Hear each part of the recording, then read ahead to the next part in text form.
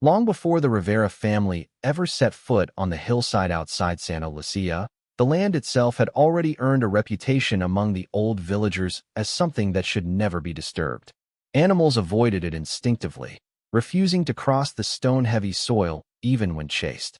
Hunters spoke of strange vibrations felt through their boots, like a massive heartbeat hidden deep below the surface. Decades earlier, a construction crew had attempted to dig a foundation at the same spot, but abandoned the project after workers complained of dizziness, hallucinations, and the overwhelming sensation that the ground beneath them was breathing. The company filed the incident as a structural risk and erased the site from official development plans. Yet somehow, years later, permits were suddenly issued again. Heavy machinery arrived, the hillside was cut open, and a narrow, unnatural-looking house was built directly into the rock, as if the land itself had swallowed it halfway whole. No one could explain how it passed inspection. No one could explain why the soil was always warm. By the time the Rivera family found the property listing, they were desperate enough to ignore every warning sign. Daniel Rivera had lost the full use of his left hand after a workplace accident, ending his construction career. Elena worked long nights at a medical clinic to hold the family together. Their youngest child, Lucia, had died 2 years earlier from a sudden illness that left their home permanently filled with silence. Mateo, their teenage son, carried his grief as rage, while their daughter Sophia still waited for her sister to come back. When the hillside house appeared for a fraction of the market price with no explanation attached, it felt less like luck and more like a final lifeline. The realtor rushed the paperwork, refused to discuss the previous owner, and seemed visibly relieved when the family signed. On the day they moved in, the sky was unnaturally gray, and as their truck climbed the narrow road toward the house, Elena felt a sudden pressure in her chest, an unexplainable sensation that something inside the hill had become aware of them. The first night inside the house felt wrong in subtle, creeping ways. The air was heavy and damp despite the dry mountain climate. The walls remained ice-cold long after sunset. Sounds traveled strangely. The echo of footsteps stretched too long, and whispers seemed to bounce back before anyone spoke. At exactly 2:48 a.m., Mateo shot awake in terror as a sound rose beneath his bed, not a creak, not a knock, but slow, wet breathing, each inhale dragging through the floorboards as if air were being pulled through thick fluid. The exhale followed with a deep vibration that rattled his mattress. When he screamed for his parents, the breathing stopped instantly, cutting off mid-inhale like a lung frozen in time. Daniel blamed old pipes. Elena tried to believe him, but Mateo knew with terrifying certainty that the sound had not come from machines. It had come from something alive beneath the house. In the following days, the basement became the quiet center of their fear. The door at the end of the hallway was never fully open and never fully shut, always hanging slightly ajar as though the house itself refused to let it close. Cold air spilled from beneath it constantly, carrying a faint metallic scent that reminded Elena of blood. Mateo began standing near it without realizing how he got there, his hand hovering inches from the wood, as if feeling heat from a fire behind it. Along the walls surrounding the door, dark streaks formed that looked like human silhouettes pressed flat from the inside. Meanwhile, Sophia began drawing pictures of a massive shape curled beneath a house, connected to the walls by vein-like tunnels. When Elena asked her why, Sophia answered calmly, "Because the house drinks people." That same night, the breathing returned, this time louder, stronger, and closer. At exactly 3:17 a.m., the entire house fell silent. No insects, no wind, no distant traffic. Then the inhale came. It was so powerful that dust lifted from the floor and floated in midair. The walls flexed inward like ribs pulled tight by muscle. The ceiling bowed downward visibly. The Rivera family stumbled into the hallway, clinging to each other as the structure around them physically expanded and contracted in a slow, terrible rhythm. With every exhale, the house released a vibration that traveled through bone and marrow alike. Daniel dropped to his knees, unable to breathe. Sophia screamed that the walls were moving closer. When the final exhale faded, cracks spiderwebbed across the ceilings, and the silence returned. But something fundamental about the house had changed. It no longer felt like shelter. It felt like a body. From that night forward, Mateo was no longer fully himself.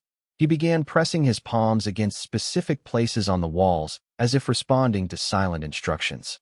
He spoke in fragmented sentences about rooms inside the walls where bones were stacked like bricks, about veins running through pipes, about a child curled deep inside the foundation where the house first learned how to breathe. His sketches turned violent and anatomical, cross-sections of buildings with organs inside them. Meanwhile, the physical layout of the house began to change. A storage room lost several feet overnight. A hallway gained an extra corner that had never existed before. Sophia awoke screaming as her bedroom wall bulged inward during the night, leaving deep impressions in her mattress, as if something massive had leaned against it from the other side. On the fourth night after the second breathing event, Mateo disappeared. At 3:17 a.m., Elena woke to the sound of wet footsteps in the hallway. They found him standing barefoot in the basement, facing a bare concrete wall. His arm was embedded inside it up to the elbow, as if the stone had softened into living flesh. His eyes rolled upward as his mouth moved without voice. When sound finally came, it did not belong to him. "It says I fit," the voice whispered from inside the wall itself. As Daniel and Elena dragged him backward, the surface of the concrete rippled like muscle, tightening as if resisting the loss of food. When Mateo's hand tore free, blood soaked into the wall and vanished instantly, absorbed as if drunk.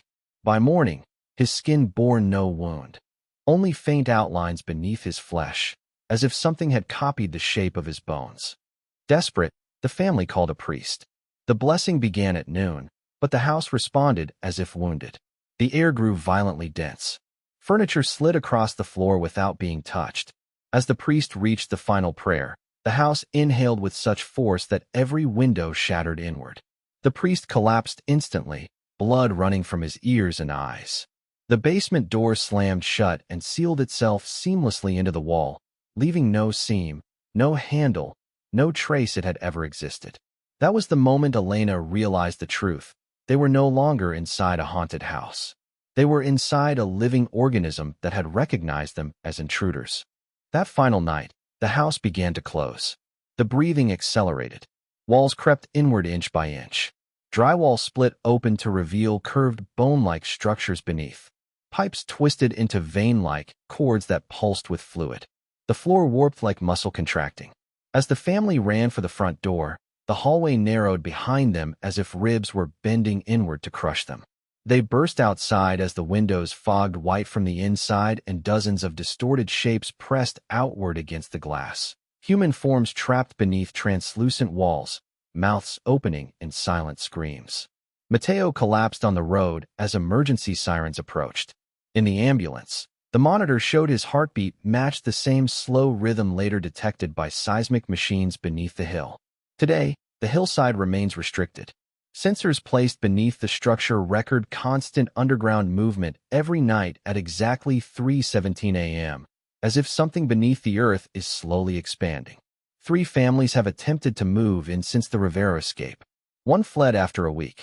One vanished completely.